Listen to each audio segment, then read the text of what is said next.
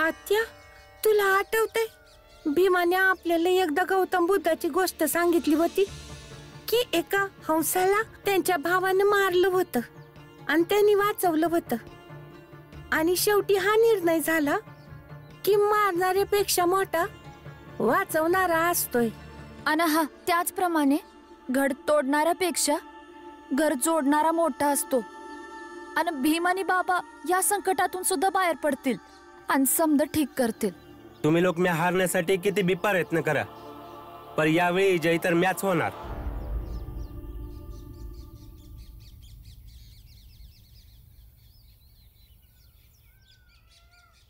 आत्या, तुला आठवतंय जेव्हा आई जिती होती तेव्हा ती सारखं असं म्हणायची की मी तुमच्या बरोबर आहे भीमाचे बाबा. भीमा, आई कायम तुझ्या बरोबर असेल. पण तेव्हा मला काही समजायचंच नाही, पण आता समजलंय, लई चांगलं समजलंय मला की कुणाचं तरी बरोबर असणं किती गरजेचं असतंय.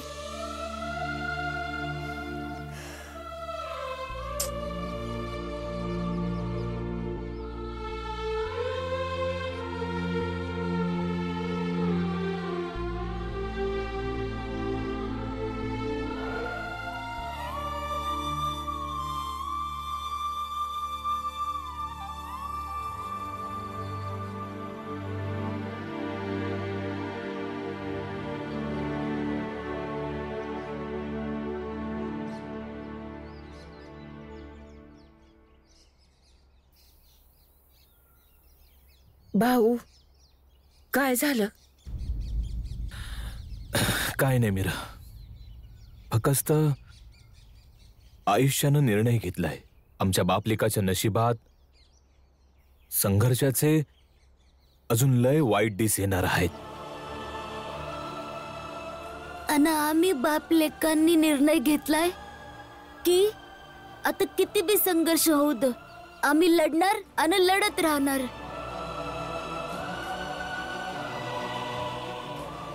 मग भावांनी, मित्रांनी, लोकांनी कोणीही साथ सोडू दे, पण आम्ही सत्याची साथ नाही सोडणार. गोपाळ जाईल आपला प्रतिनिधी बनून. तुला माहितीये की कोणाला वाचवायचं आणि कोणाशी काय बोलायचंय ते. माझा गोपाळवर पूर्ण विश्वास आहे आणि गोपाळचा आपल्या मोठ्या भावावर. आणि ते समद्यांचे भाऊ एकसारखे नसतात ना, की मोठ्या भावालाच काळजी आहे की छोटा भाऊ त्याला अडचणीतून बाहेर काढेल की अजून अडकवेल. आनंद दादा, भीम, बाबा, मी कायम तुम्हा तिघांबरोबर राहीन, कायम. आणि मी अभि.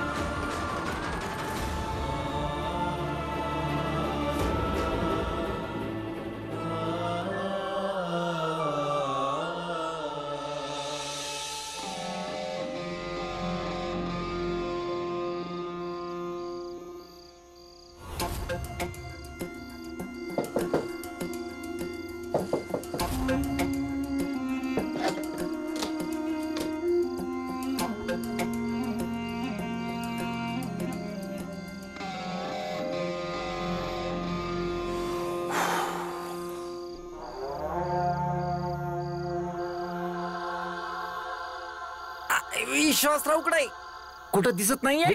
विश्वासराव तर निघून गेला, कारण त्याचं काम तर पूर्ण झालं होतं ना. त्याला भीमरावला हरवायचं होतं आणि प्रतिनिधी बनू द्यायचं नव्हतं, म्हणून आता गोपाळ आधीसारखं सगळं सांभाळेल. लय झाक. याचा स्वीकार करा.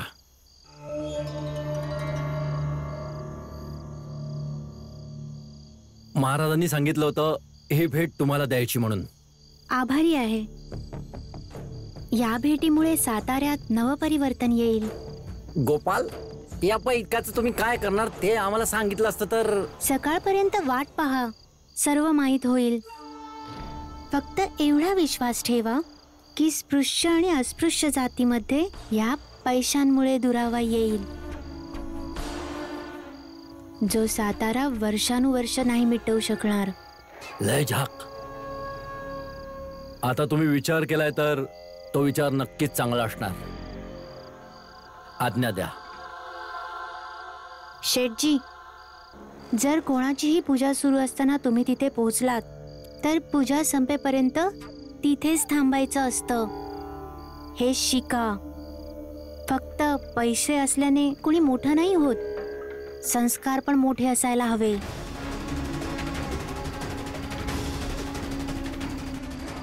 होय.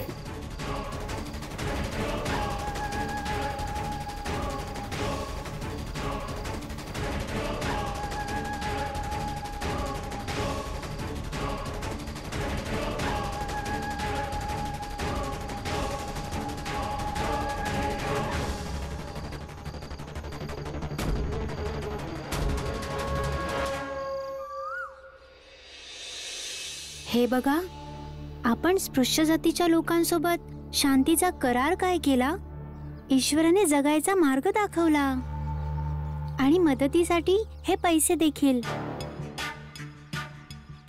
बघा, असं झालं की मी झोपलो होतो आणि अचानक स्वप्नामध्ये मी उठलो आणि झोपेतच एका दिशेने मी पळत पळत सुटलो आणि सरळ जाऊन मंदिराच्या मागे जाऊन थांबलो. तोपर्यंत देखील मी झोपेतच होतो. तेवढ्यात मग एकदम झोपेतून जागा झालो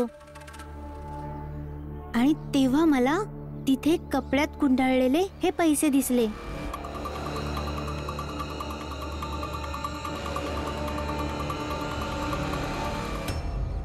खोट. बाबा हा समदासने मूर्ख बनवतोय. हा मग कशा पाय ऐकतोयस खोट? निघून जा ना इथनं. सर्वज्ञ महाराजांचा सर्वज्ञ महाराजांचा सर्वज्ञ महाराजांचा सर्वज्ञ महाराजांचा सर्वज्ञ महाराजांचा सर्वज्ञ महाराजांचा.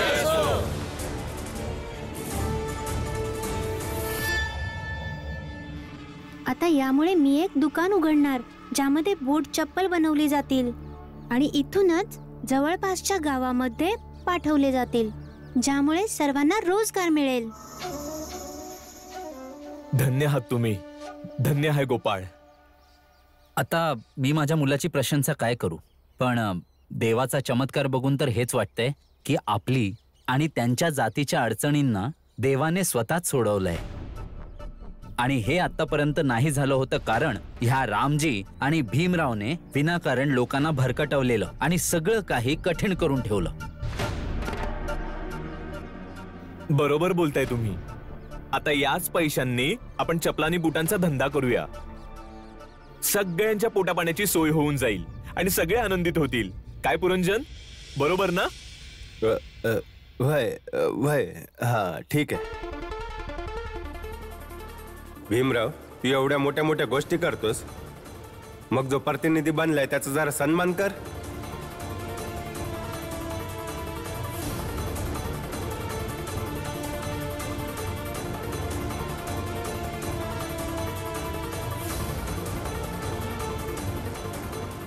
या माझ्या बरोबर. वय चला रे.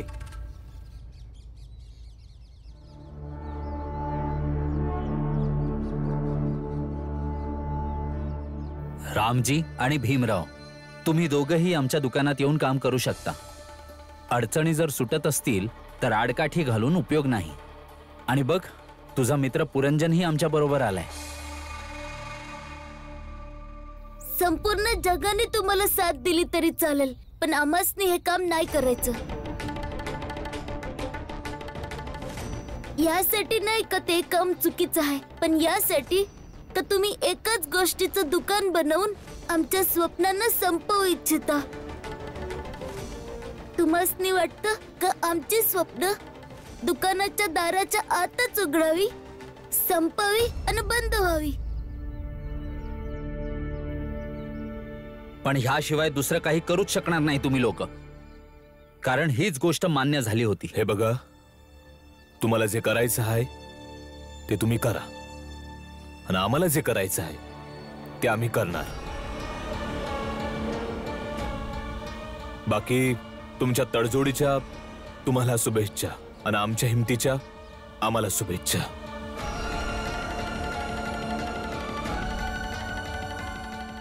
रामजी आणि भीमराव, तुमच्या दोघांची गोष्ट खरी असो वा खोटी, पण आता गोपाळची गोष्ट नाकारू नाही शकत. नाहीतर आमची मजबुरी होऊन जाईल की तुमच्या लोकांची एवढी इज्जत करून सुद्धा तुम्हाला तुमच्याच घरातून हाकलून बाहेर फेकायची. लायकीत राहायचं.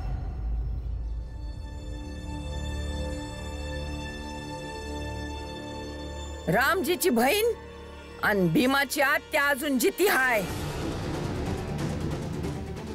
असं कसं घरातून काढून फेकाल? म्या मरेन, पर असं होऊ देणार नाही.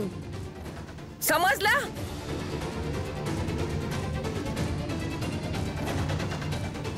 वहिनी,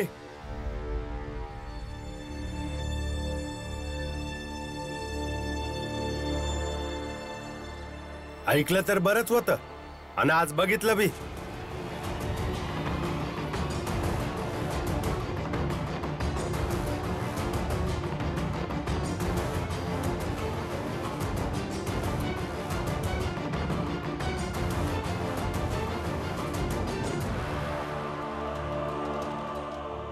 कदाचित हेच वागणं हाच हट्ट होता तुमचा. याच कारणाने लगीन झालं तरी बी तुम्ही सासरचे कधी मी नाही झालं.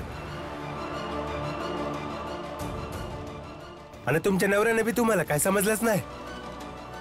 आणि आता काय बी नाही उरलं जे तुम्ही समजू शकाल.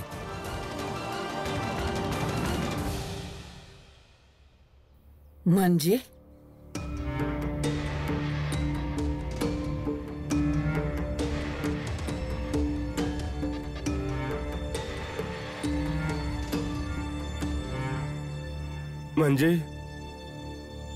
म्हणजे भाऊ आता या जगात नाही राहिला. तुमचा नवरा मेला हाय.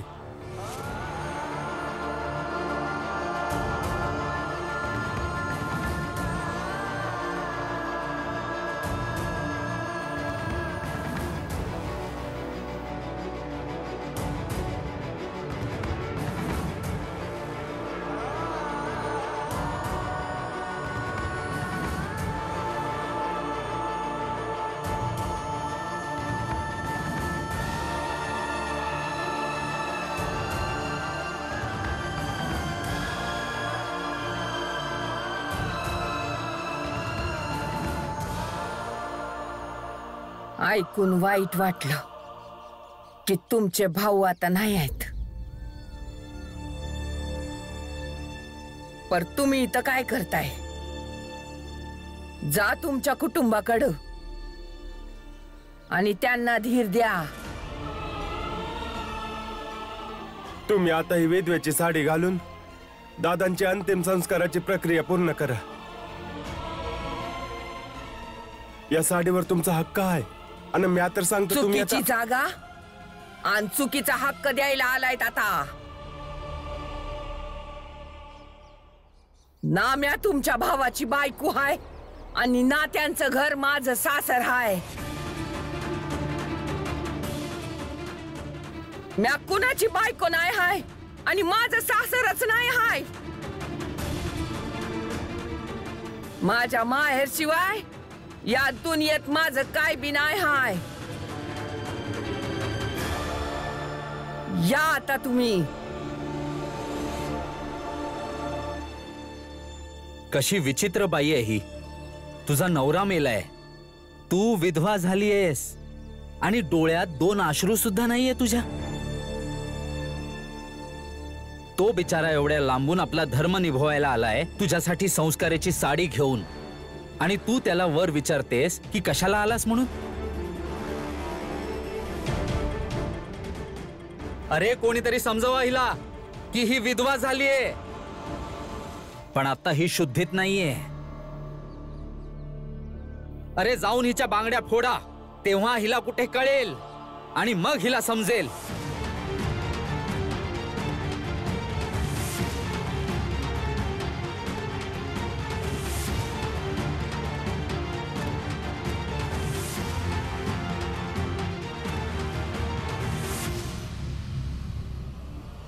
मीच फोडतो. थांबा. आत्याला समजवण्याआधी तुम्ही समजून घ्या का तुम्ही याबद्दल नाही बोललं पाहिजे. तुम्ही आहात कोण हा? समाज.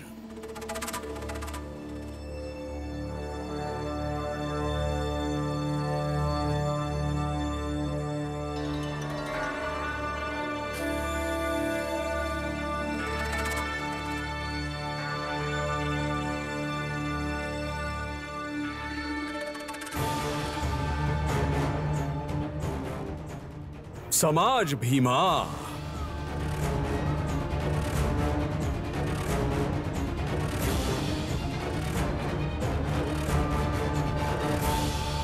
म्या विधवा व्हायचे काय बी संस्कार करणार नाही, कधीच करणार नाही.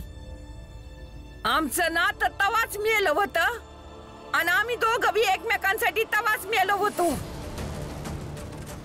आम्ही आमच्या हिश्श्याचं दुःख तवाच भोगलं होतं. आता कसलंच दुःख होणार नाही, कसलंच होणार नाही दुःख.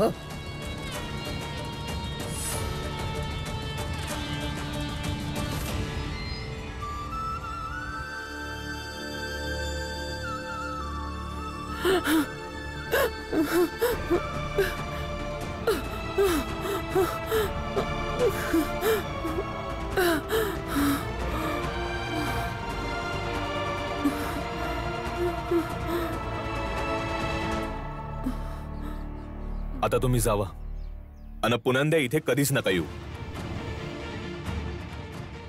आता तुम्ही समजे जा. जा म्हणतोयस? कसं जायचं आम्ही? आता जे करायला पाहिजे ते तुमच्या समाजाचा प्रतिनिधी ठरवेल, तू नाही भीमा. दोन व्यक्तींच्या संबंधाचं जीवन मरण त्या दोन व्यक्तींचा खाजगी प्रश्न आहे, समाजाचा नाही. हे बघा, एक तर तुम्ही आमच्या घरातले काही सदस्य नाही आणि ना आम्ही तुम्हाला आमचा पाहुणा मानतो. त्यामुळे तुम्ही इथनं निघून जा.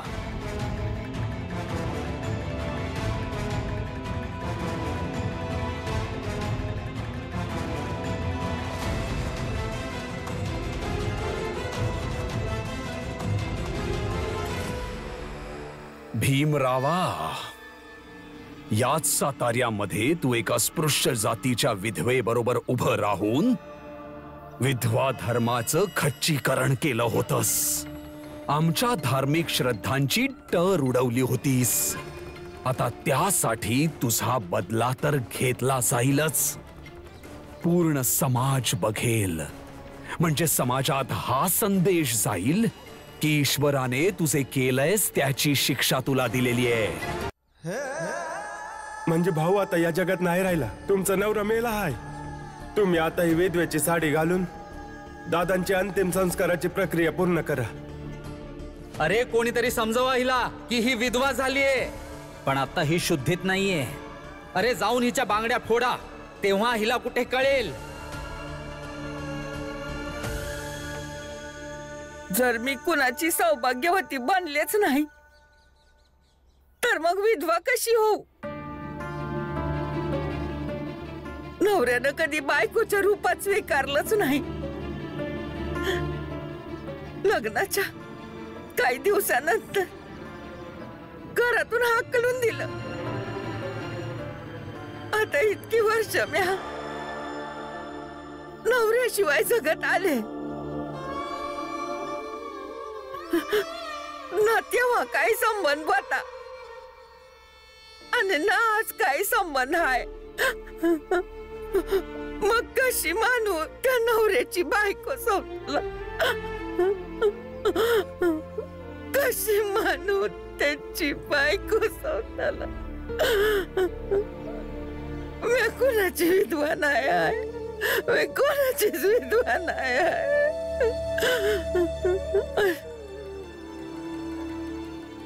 आणि ना म्या विधवेची कुठची रीत निभावणार नाही. कुठच्याच परिस्थितीत मी ही रीत नाही निभावणार, नाही निभावणार मी रीत म्या.